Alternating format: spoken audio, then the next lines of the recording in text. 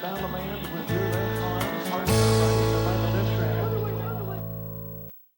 Hello, I'm Joyce Woodworth. Welcome to the Spirit of the Heartland. Today we're visiting one of Winona's most architecturally unique buildings.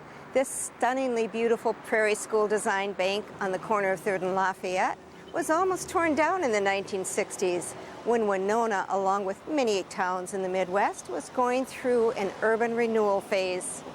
The same president and board of directors that voted to tear it down, after an uproar by the citizens of Winona, that is, actually ended up saving it from demolition. We'll hear more about that story as well as other interesting history of the Merchants Bank in today's show.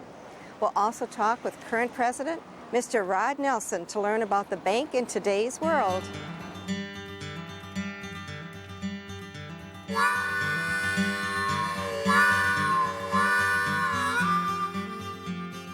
The Merchants National Bank formally opened in a building purchased from Conrad Bone, one of Winona's original settlers. The small building at 116 Center Street was handsomely fitted up for banking purposes, according to the Winona Daily Republican newspaper, the day after its opening on July 12, 1875. Sleeping rooms for the clerks were added on the second floor.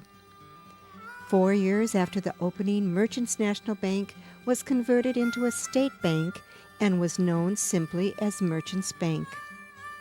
Mark Wilson served as the first president. His tenure lasted for 20 years. Winona was growing rapidly during this time, as was the bank. An addition which doubled its space was added, and that building still stands today, serving as the Brosnahan Law Firm.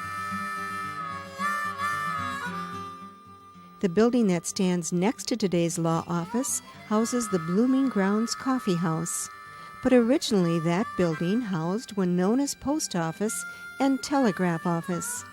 Hannibal Choate, who had a mercantile business around the corner from Merchants on 2nd Street between Main and Center, became the second president at this site, where he served for 2 years.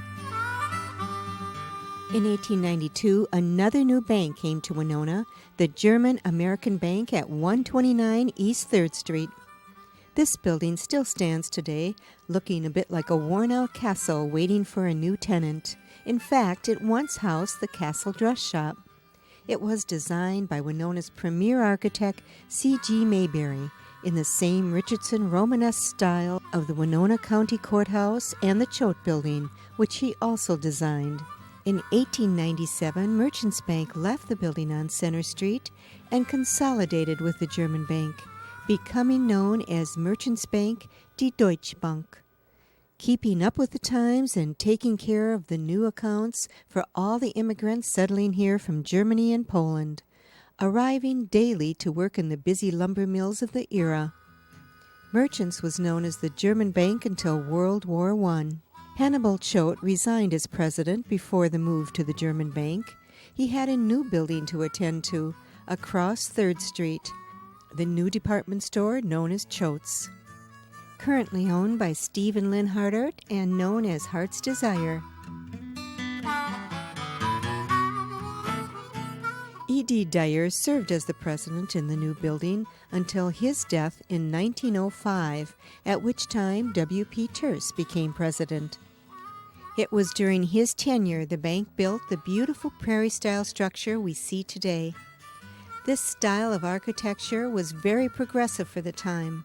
Influenced by Frank Lloyd Wright and Louis Sullivan, the founders of Prairie School architecture, the architects William Purcell, George Feek, and George Grant Elmsley designed what has become their most renowned building across the nation.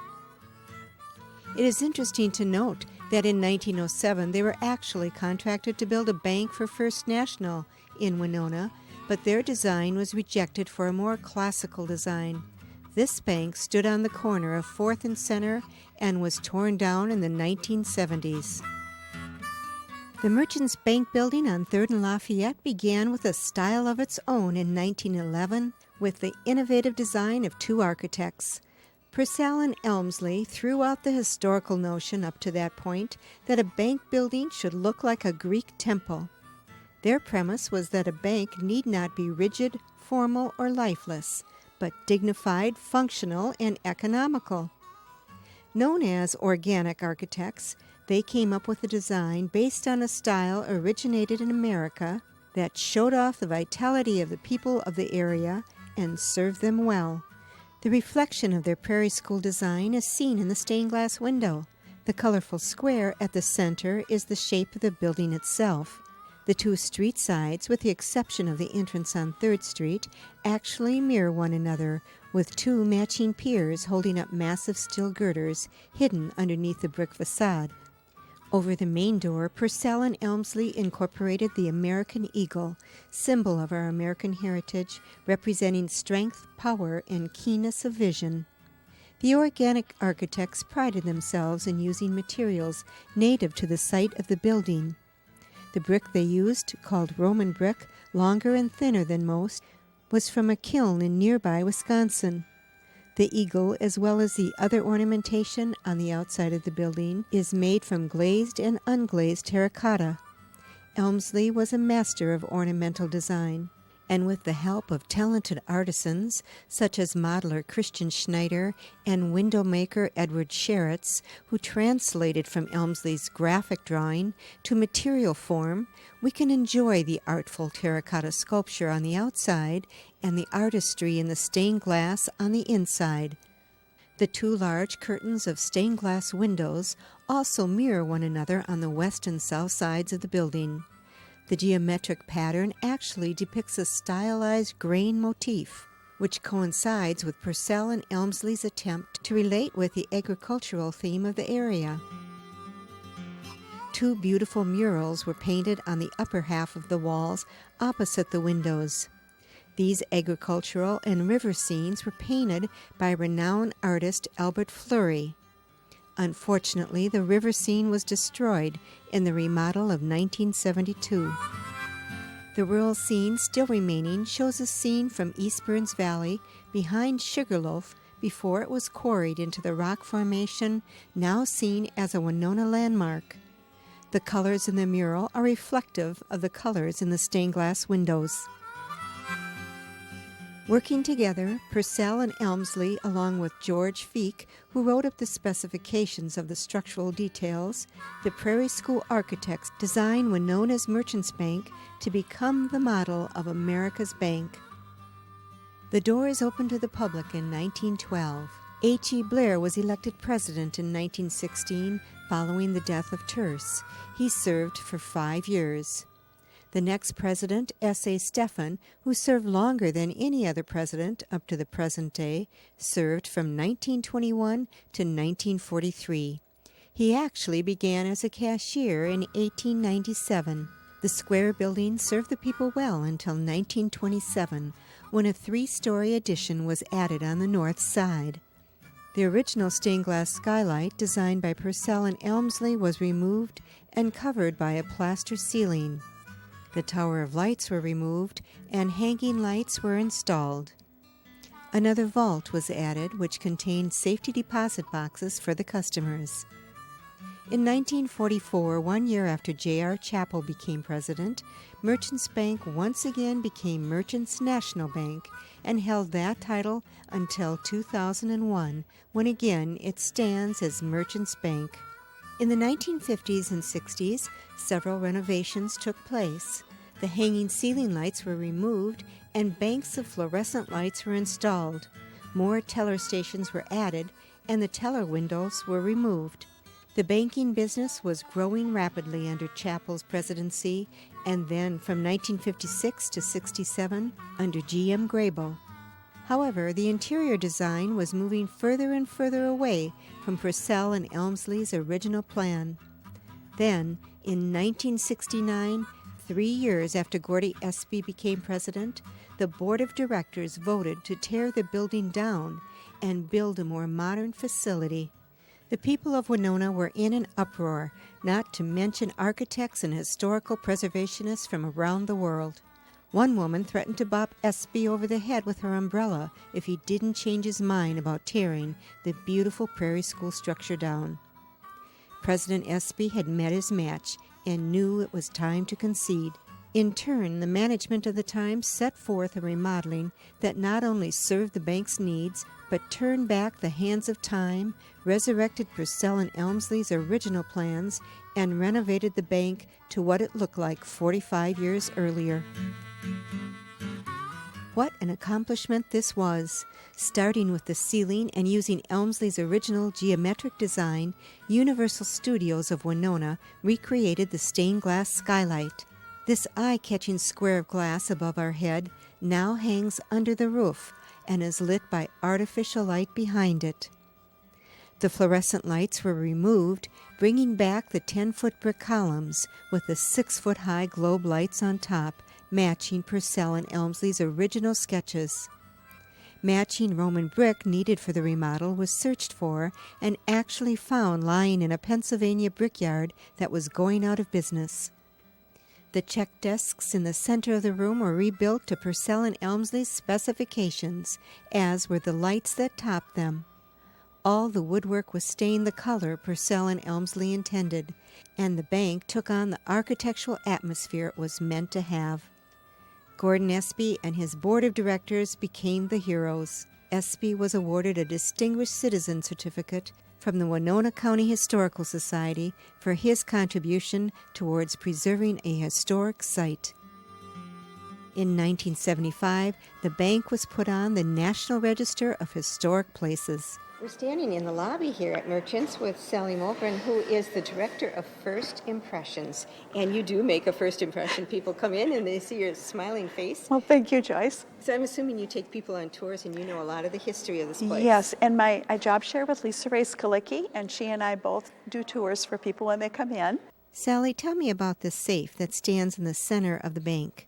Right, it's called a money safe, and it used to be positioned where the actual vault is now. And when it was in its prime in 1912, it had a shiny glass mosaic around it. So in the morning, this is what it would look like for the cashier or assistant cashier. They would do the combination, and then there is one timing mechanism on this side. So there was a dual lock system. And then during the course of the day, the tellers needed a place to put their money for when they were working with the customers. So during the day, this is where the money was kept. Then at the end of the day, it could be kept in the vault, which was directly behind it. This is the original vault from down in the basement of the bank from 1912. It was made by DeBolt Safe and Lock. And what happened was, in the course of it being used, it had markings from our hands on it, from the oils. So we had it brought up here, and John Durfee from here in town restored it for us. He did a beautiful job. Didn't he? Wow. And what he did was really a safeguard. There's a lot of protective coating of some sort on it so that the oils from our skin won't wreck it. Nice.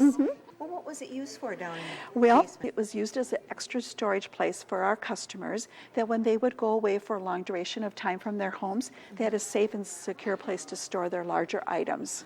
So someone's mink coats or jewelry was behind this door. What Yes. happens when we open the door? Can we do that? You sure can. Open it right up if you'd like.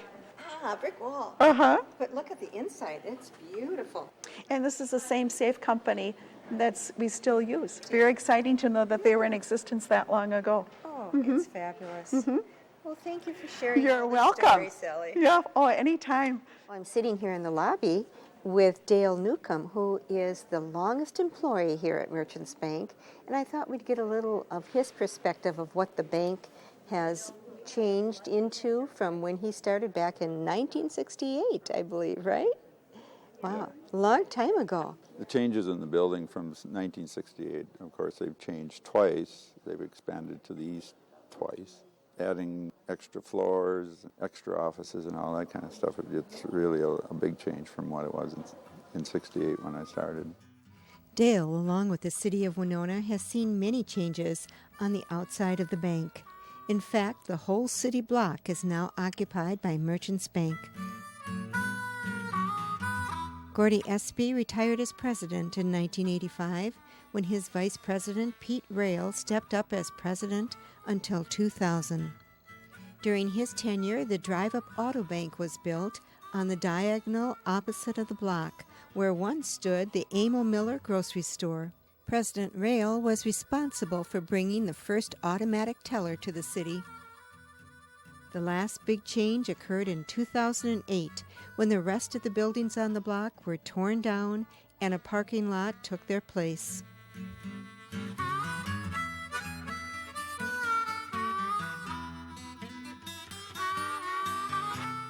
Well, we're sitting inside one of the conference rooms here in Merchants Bank, and I'm sitting with Mr. Rod Nelson, who is the current president of the bank. Hi, Rod. Hi, Joyce. Well, Rod, tell me, back in 1875, what kind of services did the bank offer at that time? Well, it was a little before my time, Joyce, but but from what I understand, very, very basic as compared to today. Deposit accounts, loan accounts, but today we have many deposit accounts, and back then you probably had a checking, savings, CD, and that was about it. Loans would be probably single pay loans. You come in, promise to repay me in 30 days or 6 months and that sort of thing, whereas again today you've got home equity loans, mortgage loans, commercial loans, and terms again, and rates are all vary. So it's just a whole lot more variety. Basic banking services back in 1875, and again, as the years have gone by, we've had change with the times and change with the needs of our customers. Mm-hmm. And of course, now you've been here 10 years, which actually I remember when you began, because that's exactly when I began doing the show 10 years ago. And as we talked about, 250 shows, that is amazing and fantastic for this community. So I feel like I'm a very fortunate person to have come here 10 years ago, because it was rather a fluke. I responded to a blind ad, and I remember, I think pretty much verbatim, a $300+ million bank looking for a bank president in a beautiful southeast Minnesota community, great education, recreation, and eventually found out it was Winona, eventually came here for the first time, and how could you not love being here? Well, exactly, and thankfully for us, you came. Well, you're being very generous. Oh, no, I know that, yeah, people really respect you as the bank president. Well, Rod. I and my family have just enjoyed every one of the years here, that's for Great. sure. So really it was just an ad in the newspaper? Exactly, and the timing was really rather unusual in that when I called, I found out what bank it was and where, and I liked the size of the community. I'd never been in Winona, but I called the HR director, Alberta, here and said, I understand you're looking for a bank president. She said, yes, we are, but if you have an interest, we need your application and resume this week. And Joyce, I hadn't put one together for 20 years. I was a president of a bank in Crookston, Minnesota for 12 years, but I did it and came down here, and one thing led to another, and again, thankfully, this all worked out for everybody. Tell me about the changes of the bank 10 to 20 years ago. Well, and that is really when things did change. Merchants Bank was pretty much a one bank organization. And then 1990 had an opportunity to acquire St. Charles and also La Crescent. I think in 93 acquired Caledonia, had an opportunity to do that, and then became more proactive, you might say, because the others kind of came to us and we considered and said, this would be a good fit. In 99, we acquired a location or two actually, from TCF in Rochester, so we moved a little further west. Merchants also has a banking facility in Goodview, another on the corner of Mankato Avenue and Sarnia Streets in Winona, one in Onalaska, two in Cottage Grove, one in Apple Valley, Hastings, and Lakeville. In about 2000, we acquired, took another big leap, went to the Twin Cities and acquired Hampton Bank there.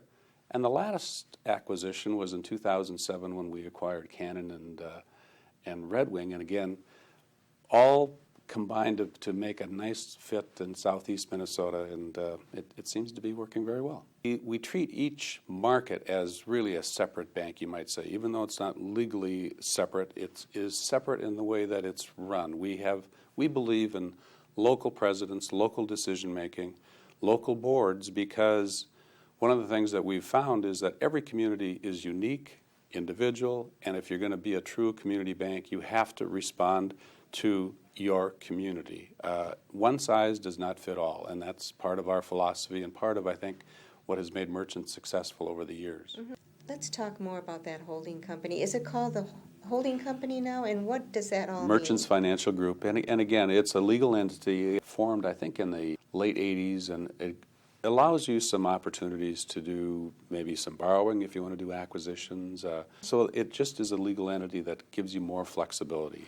Oh, okay. The president and CEO of the holding company is Dick Mahoney, and actually he started that role the same time I did in 2000 as they separated the positions and saying, we are a growing organization. Again, we need a local president to take care of things.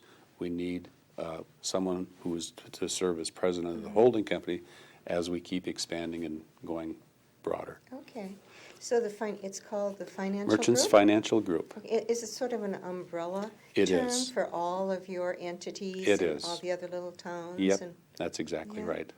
well, I know when the bank began, back in 1875, it began with assets of $100,000. Well, let's talk about the assets today. Well, that is amazing when you think back because today we're at about $1.1 billion, so 10,000 times that. And you know, there is just no way, I've thought about that a number of times, there's just no way that those founders who wanted to start a bank to help the working people of Winona, because they felt there were need, there's no way they would ever have thought that this would grow to be 1.1 billion.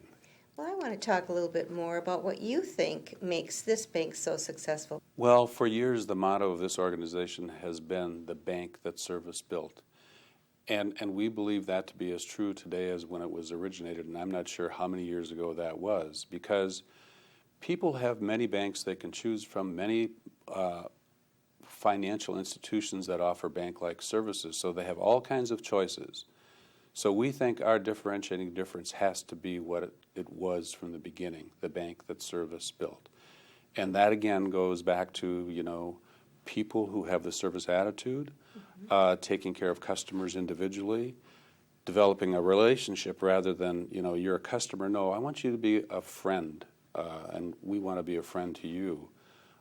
So we just updated our long-range strategic plan and reinforced our focus on being customer-centric in all we do, the practices we have. And it has, I think, even more important today because there are many ways you can get financial services, but many of them are often very impersonal.